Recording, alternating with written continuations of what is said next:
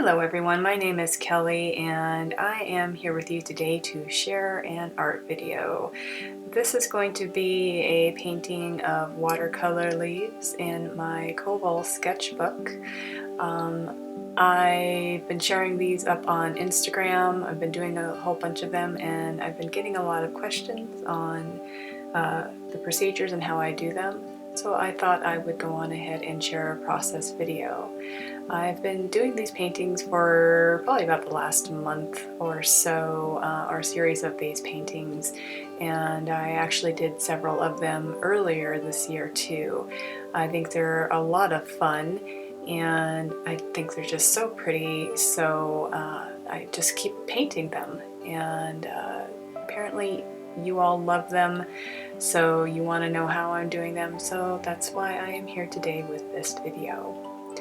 So just kind of walk through some of the processes with you. I'm also going to tell you, share some of the materials that I'm using with you.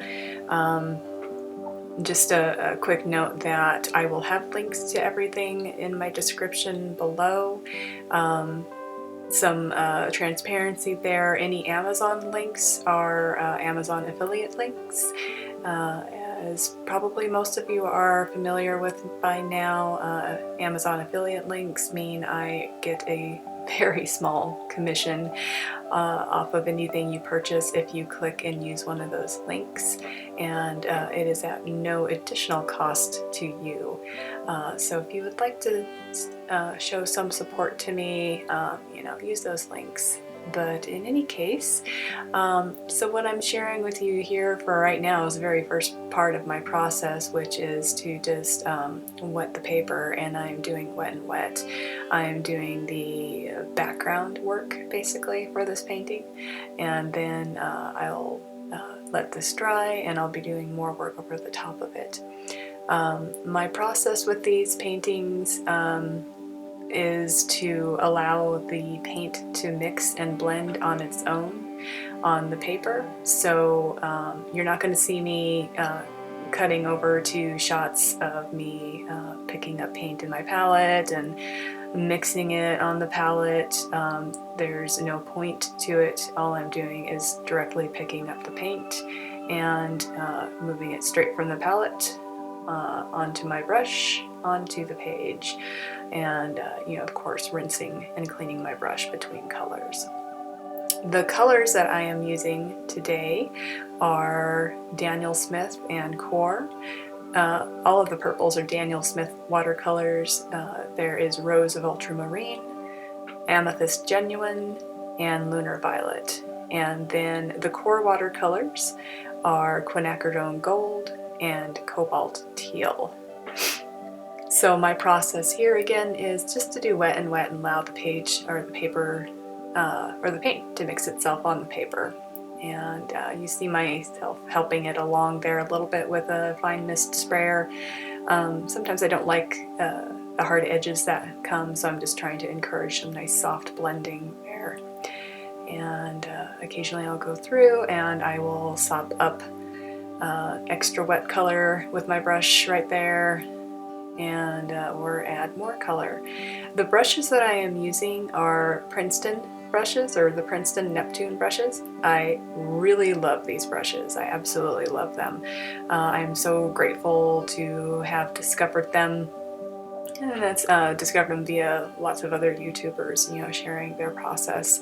But these are wonderful brushes. They're very thirsty and they are synthetic, which is good for me personally on for a couple of reasons. First of all, is that being that they're synthetic, they are cruelty-free.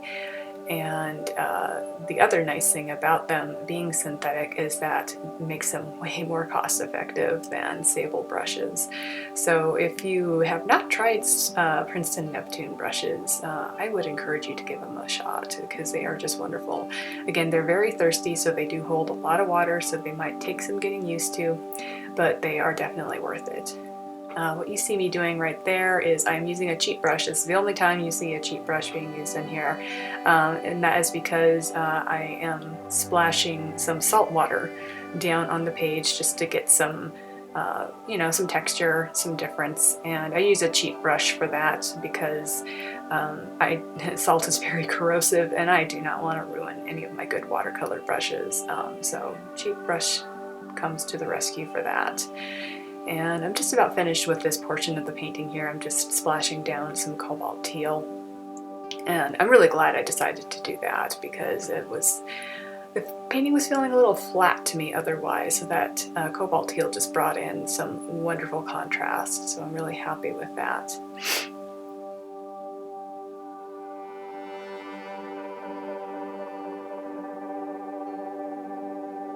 And then my next step will be, I'm going to be adding a little bit of salt. Again, I like to add salt for texture. And after I've finished doing that, then I stop and I allow the painting to dry. And then I will, once the painting is dry, I will brush off the excess salt that's left over and then get started on my drawing process.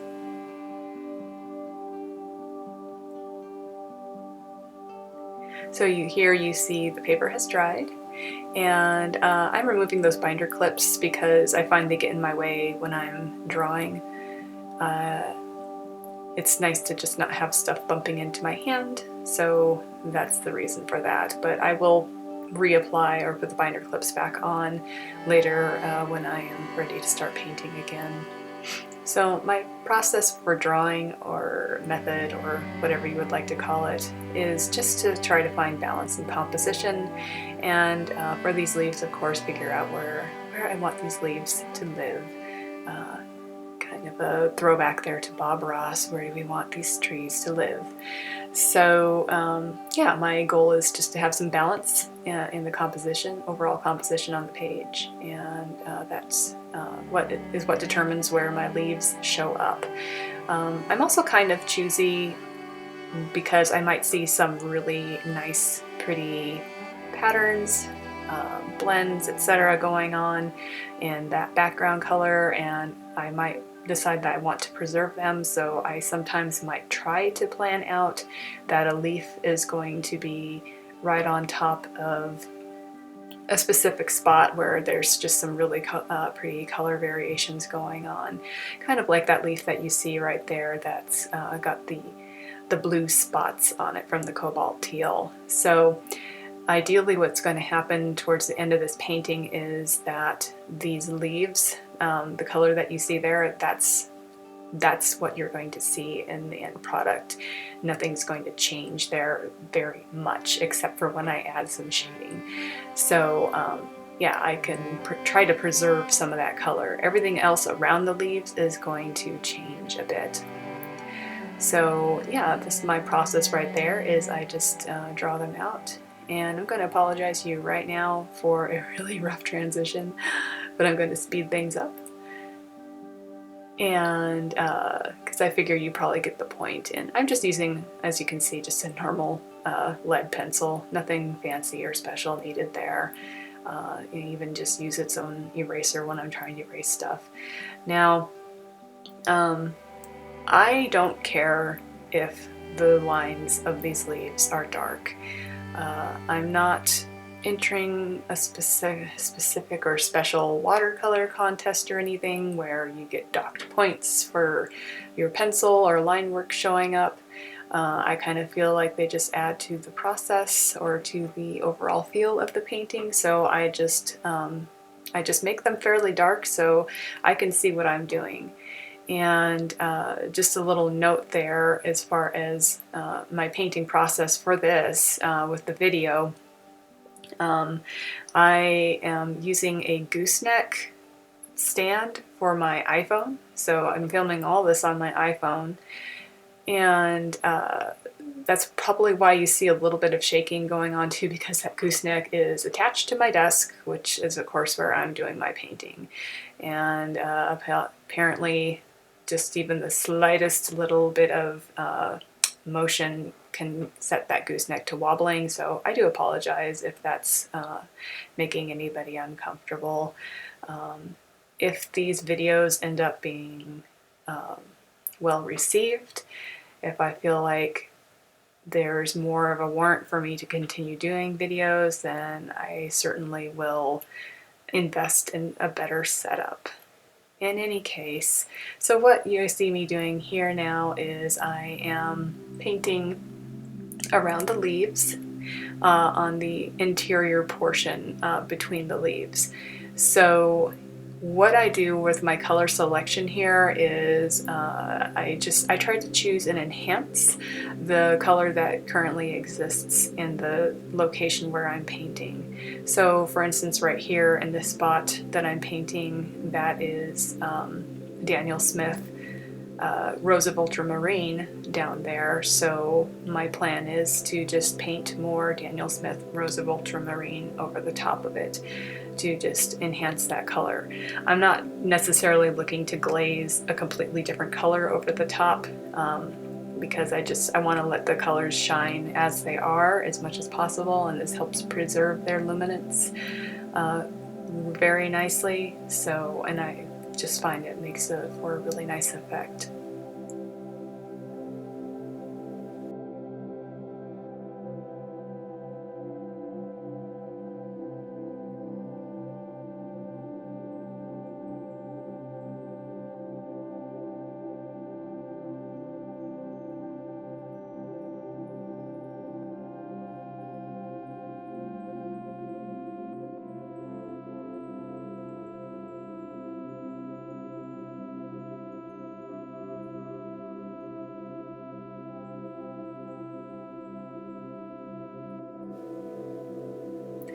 So coming up on this portion here, again, this is probably a better show of my trying to preserve the colors that already exist in an area.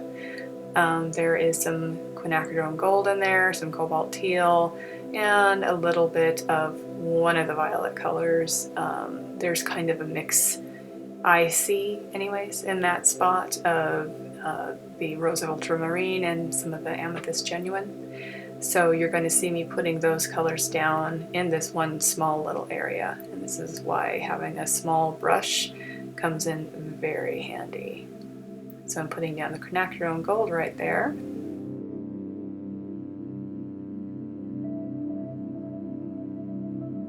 And then coming in with a little teeny touch of Rose of Ultramarine.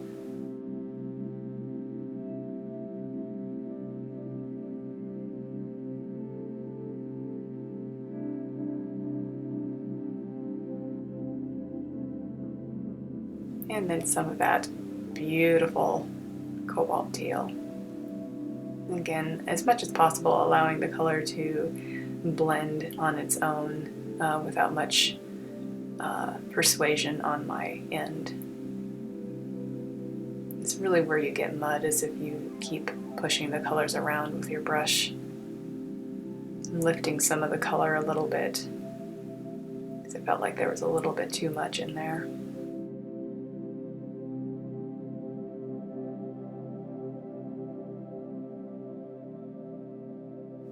And adding a little bit of Amethyst Genuine because I felt like it needed a little bit of a darker violet in there. And oops, that one bled a little too much, so once again, just lifting a bit of it.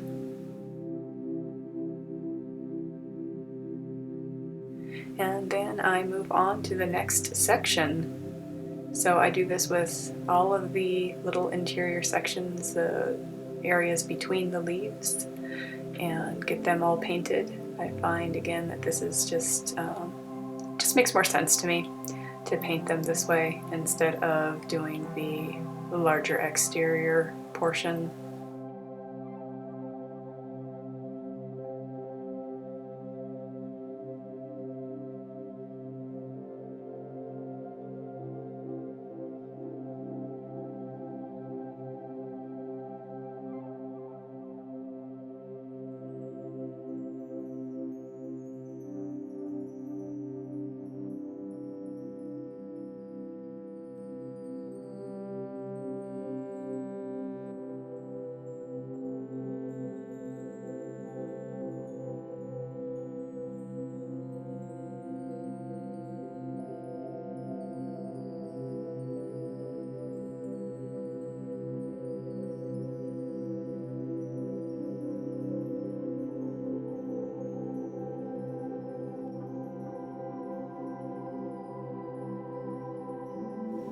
You can see how the leaves are starting to pop out of the page now. And I'm going to speed this up for you so you don't have to watch this all in real time. This video would have been about an hour and a half long if I had just played it all in real time, and I'm not sure if anybody wants to watch something that long, but I really do hope that I have provided a good balance of real-time painting so you can kind of see my process for each of the steps, as you would maybe call them, in this painting, but not bore you to tears with watching everything in real time. I have to say it's kind of fun watching myself paint. I've never really done that before, so that is really fun, and it's kind of fun seeing it sped up. I feel like for some reason my brushwork looks just so masterful. That's the best way I can describe it. It just looks so professional or something. I don't know what it is about that, but yeah, I guess it's probably because I compare myself, because I've watched many speed paintings on YouTube, and I always felt like the brushwork just seemed so sure, like the person was just so sure of themselves when they were painting. And when it's sped up like that, it does seem that way, like there's no pause or hesitation going on, but often there is a lot of pausing and hesitating and very pointed placement of color and brush strokes.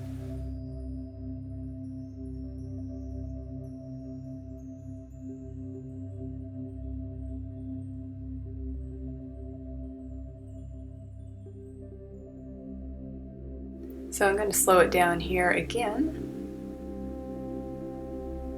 just before I get started on working on the exterior portion of the painting, or not the painting, but the exterior portion of the leaves, or around the leaves. This is why I don't do videos very much, because I am just so not well spoken. Sometimes I'm well-spoken, but this is just awkward. This is just so awkward. I don't know how you YouTube content creators do this for a living. I guess, of course, practice makes perfect, I'm sure. But yeah, I feel your pain. So now I am going to work on the exterior portion, or around the exterior of the leaves. And I always found, or I found after doing several of these paintings, that it helps me to start this process with a small brush, especially because there are a couple of areas where I still need to tuck in between the leaves. And the smaller brush just allows me to have a little bit more precise motion or placement of the water and paint versus a larger brush. But what I do with this is I get that brush so that it is just completely sopping wet, like dripping wet, and then I put the paint down. I just keep adding and adding, and you'll see I sometimes go back to areas that it looked like I had already done that. That's because the water is starting to evaporate. Happens just depending on, you know, how dry your environment is. Depends on your paper. It depends on sometimes even the pigment. Sometimes the pigments, the dried pigments underneath I find can be really thirsty. So yeah, but my goal here is of course to get all of the area around the leaves nice and wet, so that I can continue forward with my wet and wet painting. Now I do switch over to my number 12 round for this work, because this is larger areas. And I am going to keep this down to real time. Again, I apologize for the shakiness of the footage. Apparently I was painting really vigorously here, but in any case, I hope you will indulge me, or maybe I'm indulging you, in just watching that color just bloom and jump across the page. It is just so fun. It's one of the things I love so much about watercolor. And that core with its their special proprietary binder that they have, that just makes the pigments just fly across the page. It's just really fun to watch. And the same concept goes here as, you know, what I was doing for what was going on between the leaves, I'm doing on the exterior of the leaves too. Is I'm looking mostly to enhance colors that already exist below versus completely glazing over areas. Although you see I kind of do that a little bit more of the glazing-ish kind of stuff, or applying a little bit of a different color over the top of pre-existing other colors on the exterior portion. That feels okay to me though. And this is one of the things I just love about these Princeton Neptune brushes is you can see this is that big, thick number 12 round, and it still comes to just such a wonderful point. So it's really nice because I then don't find that I'm having to keep swapping between brushes when I'm working on a project. If I'm really mindful of what I'm doing, and if I slow down, I can take advantage of that nice point that the brush forms. See, even there, getting into those little tiny areas with that big fat brush.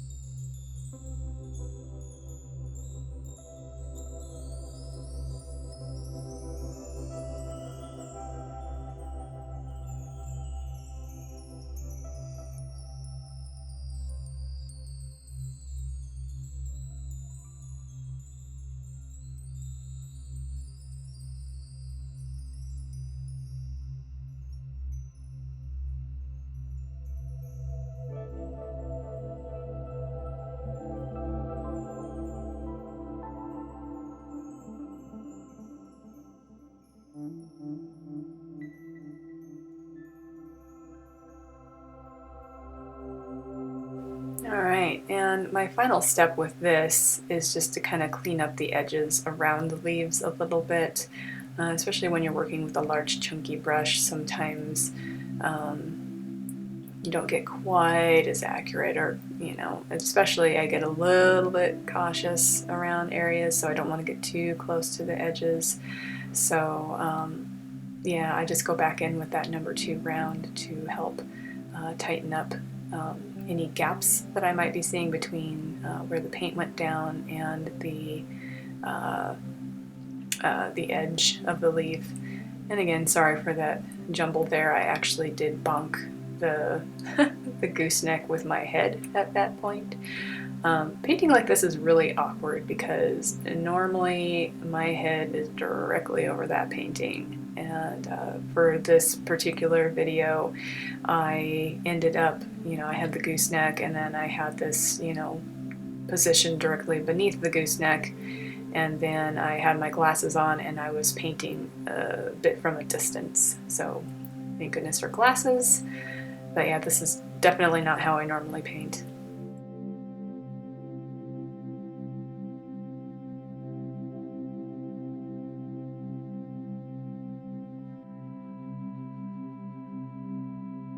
Alright, so my next point here, or next step in this, is to allow this to dry. I'm just mopping up a little of that excess paint that I had there. But I will let this all dry, and then I will come back, and my next step is to add the shading on the leaves.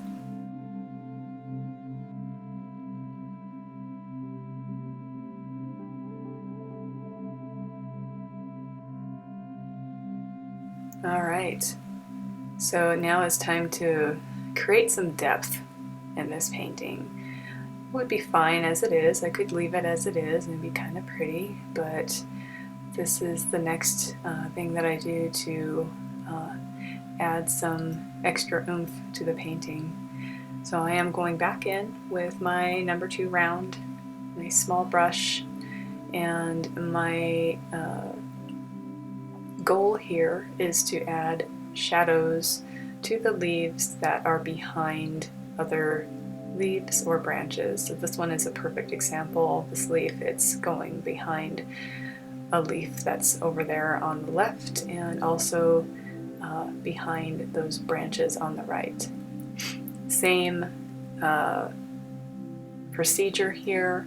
As far as color selection goes, I am just looking to emphasize the color that already exists in that area.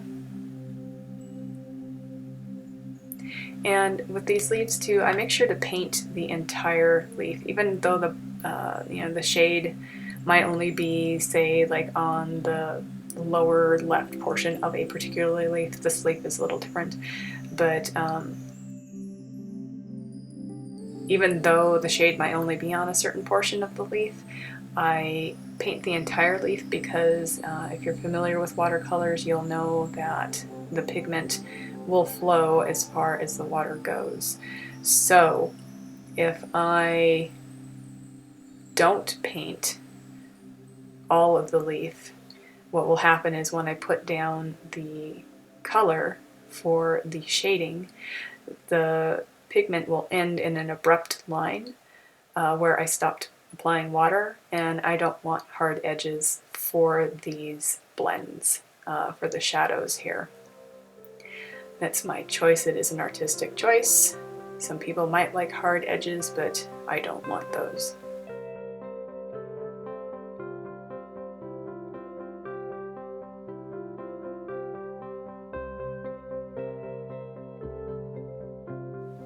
You're probably already starting to get a sense now for the depth that happens just by adding that simple shading. It's really fun. It's really fun to see how the leaves just start to stand out.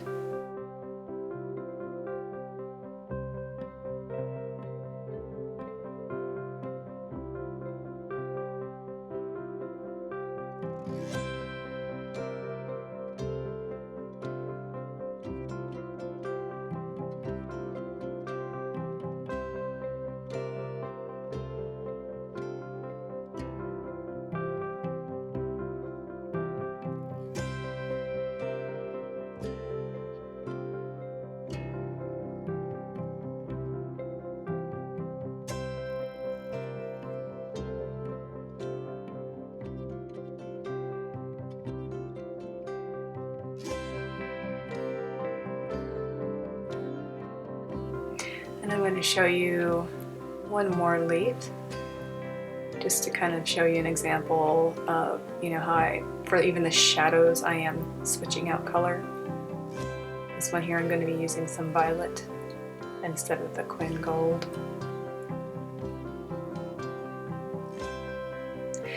Once that leaf is finished painting, I'm going to speed this up again to get through all of the shading, and then we'll move on to the next step.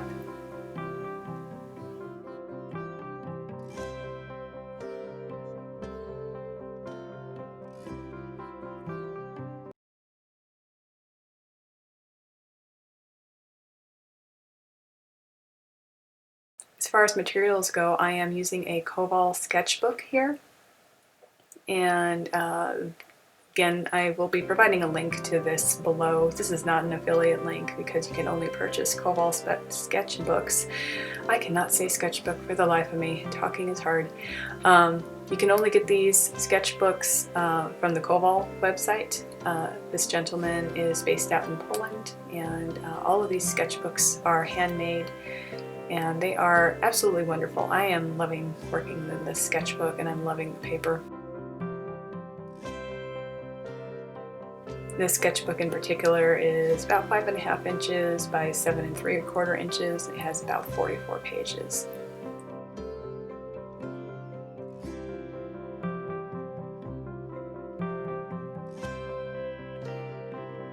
Alright, so now I am on to the next fun part, and that is adding the accent leaves. And you're going to see me agonizing here a bit over which color to use for these leaves. I really wanted to maybe go with a gold, but I just wasn't feeling the golds. They just weren't quite matching. So then I was thinking, maybe the violet. Then I remembered I had another fine tech, a separate little pan of bronze. So I took that out and was considering that. That bronze color is actually on the painting on the far left there. That's what those leaves are done in. The gold, the bronze, maybe the orange. This is the fun thing about painting sometimes.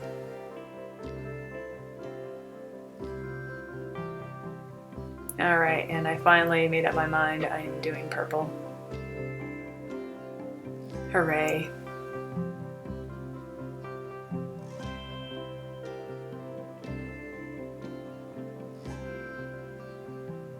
So I applied some water to that. I use a little water dropper to apply moisture or water water to my pans. And of course, popping that guy out of its palette makes this thing just move around like crazy. I don't recommend it. Just leave the thing in the palette if you have these. But I had to be fancy and show you because those pearlescent colors are definitely really fun. And the brush that I'm using here, I am switching over to a liner, or some people call them a rigger brush. I'm switching over to that one so I can get those really, really super fine lines. And the same thing goes here for these leaves as went with the larger ones is, you know, where am I going to put these? And I put them in a spot where I feel like it's going to honor the balance of the composition, but also make things interesting. I really like seeing the color, the violet color, show up over the top of some of the oranges, for example. It's really pretty. And you see here that I removed those binder clips because, again, this is not, I'm not putting down heavy washes of water, so there's really no risk for the paint or the page to, or the paper to start curling on me. So removing those binder clips again helps me, give me plenty of room to work, because this is kind of more like drawing in a way, just drawing with a paintbrush.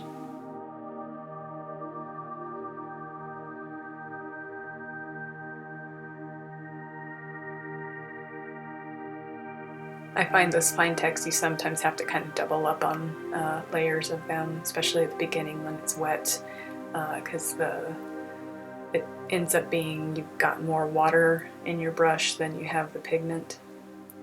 But these are really fun too. They are opaque, so they go right over the top of your watercolors. They don't show through, no transparency to them at all. And when you shift them in the light, you see them sparkle, which is really fun. It's kind of hard to see that sparkle here at this angle with that violet, but if you peek up into the upper left of the screen, you'll see how golden and sparkly those bronze leaves are on the other painting. They're hitting the light just right. And I just freehand these leaves. I don't go in and draw them first. I've just been doing these leaves enough. I feel pretty confident with them.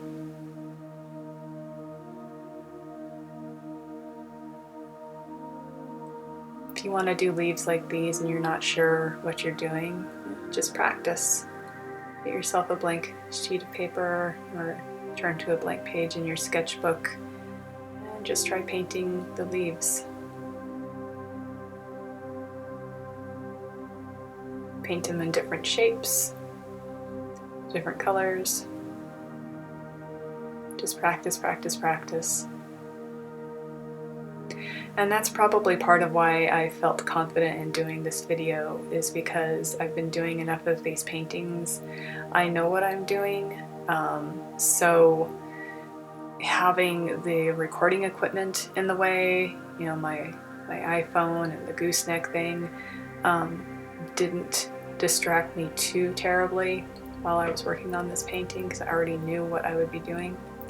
But this is part of why you don't really see me sharing very many process videos with you, because I find all of the equipment to be pretty distracting and not conducive to the creative process for me. And I'm pretty sure you've heard many other YouTube artists discuss that challenge on their channels as well. And this is probably why this is going to be one of very few process paintings you see me do, unless if some miracle happens between now and my next video, whatever that's going to be. It's just because this is really time consuming. And just to be honest, I am an impatient person. And when I get finished with a piece of art, I don't want to have to wait and edit it and do a voice recording and find music and all that kind of stuff, and schedule it, write about it, post links, all that stuff. I don't want to have to do that before I can share it. I want to get the piece done, take a quick picture, post it on Instagram, and then move on to the next painting. And to be honest, I feel like the niche of amazing YouTube artists has already been filled many times over. So I'm not quite sure I want to try to strive to be that person. I do have a blog, which I have linked in the description below. I feel blogging is a little bit more easier for me to do. I can go back and forth and edit my silly comments or thoughts a lot more easily that way. And I also share my processes. I share flip-throughs of my other sketchbooks. I share reviews of sketchbooks. So if you would like to, if you want to see more, go into the link below and check out my blog. Alright, I'm slowing things down again to do one last quick glimpse of how I paint these leaves. I really loved how these leaves showed up over the top of that quinacridone gold. Just love the contrast. It's so pretty. And that's one of the things I strive for in these paintings too, is that there is, you know, not just a mix in colors, but also in different shapes and sizes too. I feel that makes things more interesting. So it's not all just giant leaves, it's not all just tiny leaves, it's a mix of the two.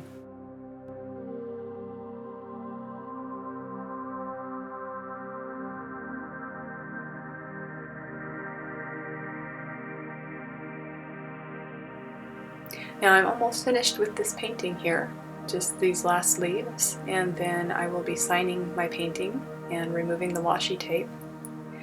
I want to thank you for watching this video and tolerating my really amateur voiceover and talk. And if you really enjoyed this, please feel free to leave a comment below. And give this video a like and subscribe.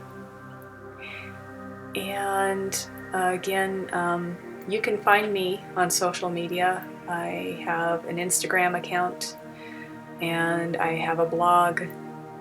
And then also I post prints up on a Redbubble shop, so I have a Redbubble shop, so you can purchase prints of this painting and many more paintings, many more of my paintings up on my Redbubble shop, so that link is in the description below as well.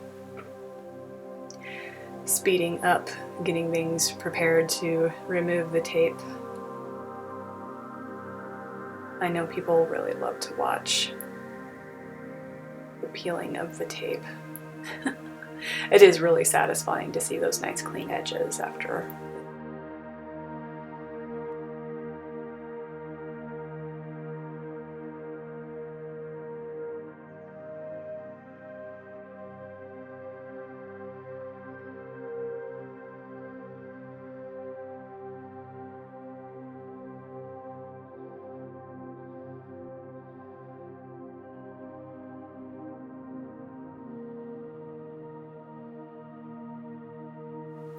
Alright, there we have it, folks.